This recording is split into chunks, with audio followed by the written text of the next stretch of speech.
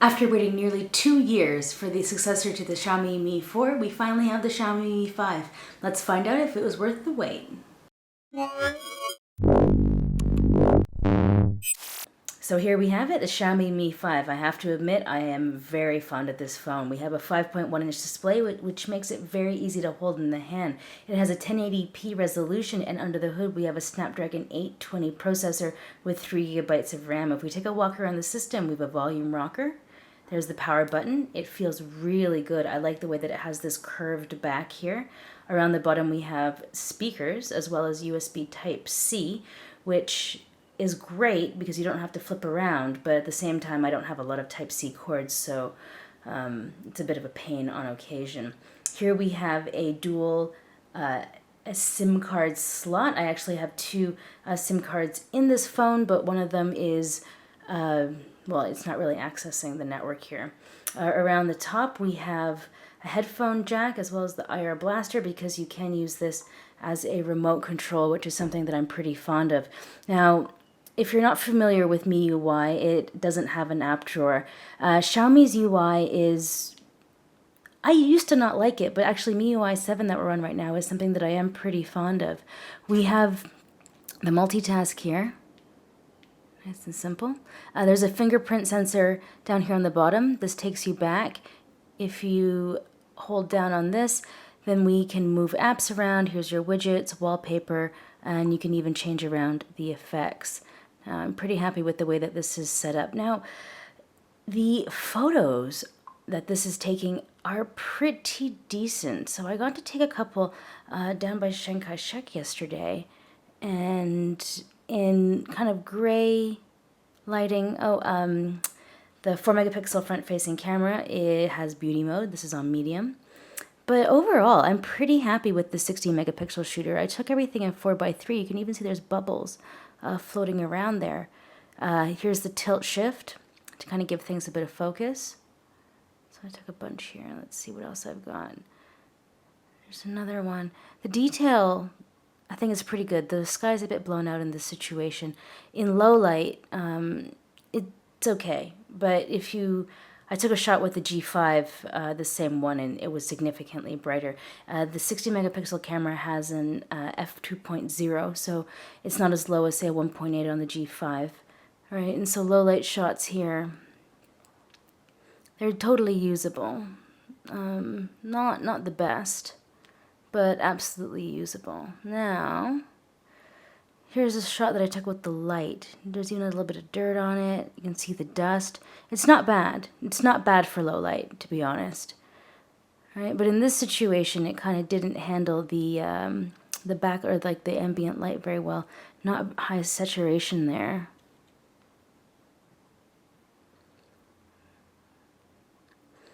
But in decent lighting conditions, it takes a pretty good photo. Now here's some other ones just around town. Now the greens are pretty blown out, but I think this looks quite good. So you'll be happy with the general camera performance. So there's the front-facing shooter again. It's kind of taken away a little, like blended the skin a little bit. A lot there. That's on high mode. Yeah, overall, I'm pretty happy with the camera. Let's just take a quick look at the UI on the camera. It's very simple to use. Slide along, you get the front facing, turn around, you get the rear. So you tap to focus, and you also can adjust the brightness and exposure immediately on the frame. So now you have to hit back to kind of lose that. But say you flip up. You can make an audio note while taking a photo, beauty mode, fisheye, a lot of fun. Turn that off. Timer, straighten. This is kind of neat because it kind of auto straightens the frame for you if you're bad at that. Tilt shift is a neat one because you can make it blurry in this kind of fuzzy area, so it helps to draw focus. You have panorama. Manual mode, let's just take a quick look at what you get in here. So we have white balance, focus, so you can do a manual draw there, which is kind of nice. Let's put that there. Exposure time, this is quite neat. So we can go up to 32 seconds. So say you put this on a tripod and you want to take some like light streaks or something along that line, you can do that. And for low light, you can do an ISO of 100, which is pretty good.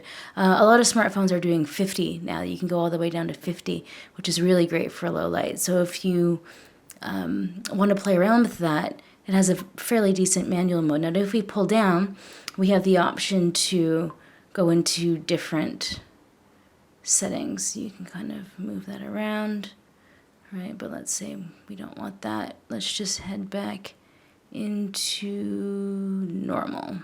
There we go.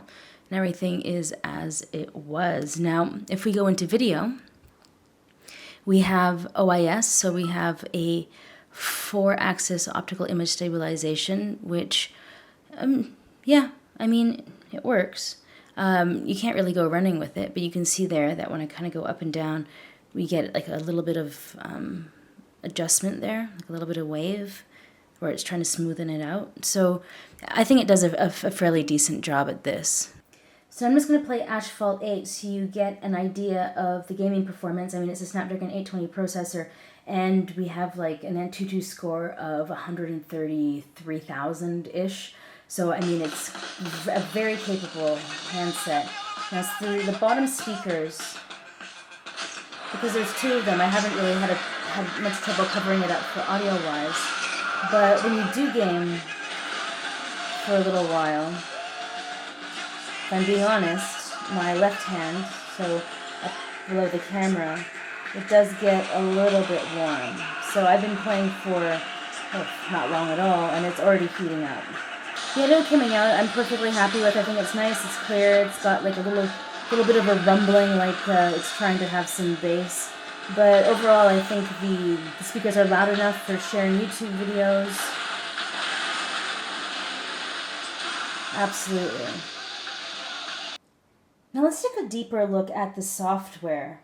When you pull down, you have all your notifications, and you swipe over and you have your quick toggle and launch bar. Down here, you head into settings. Now, the thing about MIUI is, if you've never used it before, Xiaomi is very customer focused on delivering as much as possible to their consumers. So if people want something, they're very they're very proactive on including it. So things like lock screen, prevent pocket dials.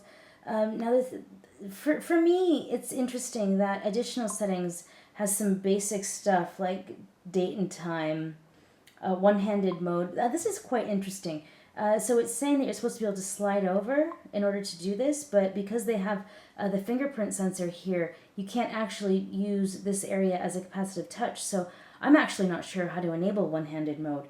Quite interesting that this is something that's changed from the previous Xiaomi. Now, another cool thing is you can customize your notification lights to any color here. It's just kind of like these little details about using the phone are just really like just very fine-tuned. So battery use, let's head in here.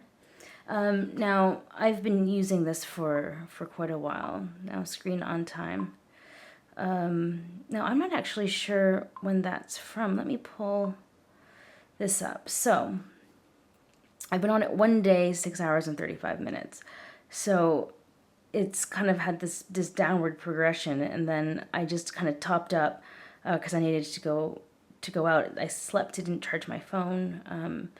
Yeah, so I mean, it's had 2 SIM cards in, but only a screen on time of 2 hours and 40 minutes, which isn't that great, to be honest. But at the same time, I've had a really good run with this phone, and its performance. It just seems to be like all day, absolutely no problem.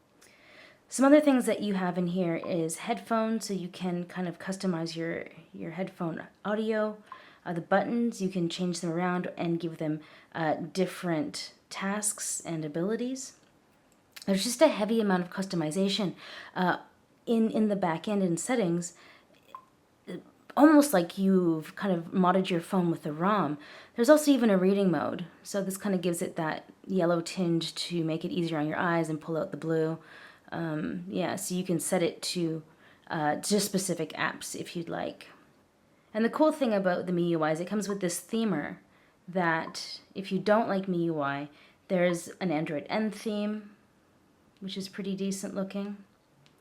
I haven't signed in with my Mi account yet, so I haven't tried these out. But you do have options for and it's just kind of like nice to have a change. I am very fond of MIUI and the animations and the level of customization, the battery life obviously as well. So it's important to point out that we have Google Play pre-installed on this.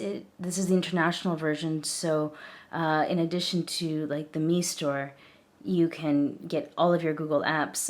Instead of using their email app here, went ahead and downloaded Gmail and Google Maps because these are just things that I regularly need in my life. There's a lot to love about the Mi 5. First off, the price point, about $400 for a Snapdragon 820 1080p display with great viewing angles, amazing design, great in-hand feel, very, very premium build quality on the phone. There's just so much to say about the hardware as well as the software that is fantastic. I like MIUI 7 and the way you can even add in Android N if you'd like, but the fact that it has such a high level of customization in the back end, it almost feels a bit like a ROM.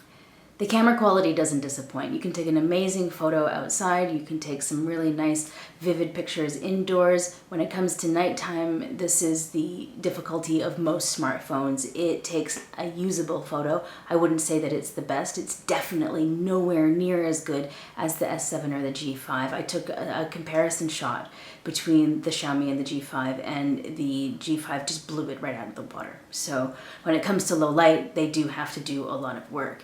Having said that, that's a pretty minor thing for a smartphone that doesn't have that much else wrong with it. So the only thing that's really wrong with the Mi 5 is that it doesn't come with LTE band 20, which is going to be a problem for the US and Europe. So what this means is that it does have band 7, so you will be able to get LTE in Germany, but you probably aren't going to have it everywhere, so it's going to be hit or miss whether or not you have full LTE coverage. The battery life is definitely solid all day. I used it into the night, went to sleep, didn't charge it, and in the morning I still had 20%, so this is definitely a plus. So the Xiaomi Mi 5 definitely gets my 2 thumbs up and my vote of confidence. It would definitely make it into my purse as my dedicated handset. If you liked this review video, please leave me a comment, give us a like, and while you're at it, why don't you subscribe to our channel?